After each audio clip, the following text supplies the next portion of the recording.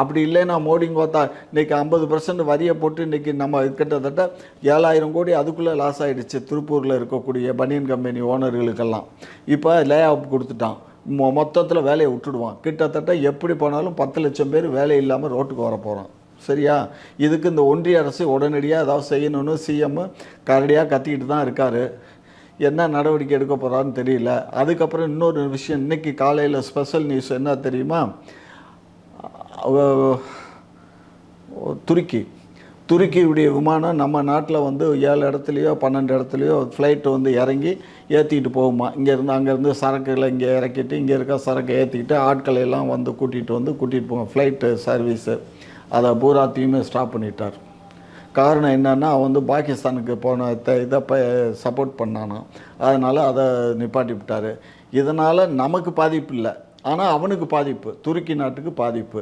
அது மாதிரி இப்போ அவனுக்கு பாதிப்பு இல்லை, நம்ம இது பண்ணதுக்கு 50% வட்டி இது போட்டதுக்கு, டேக்ஸ் போட்டதுக்கு நமக்கு தான் பாதிப்பு.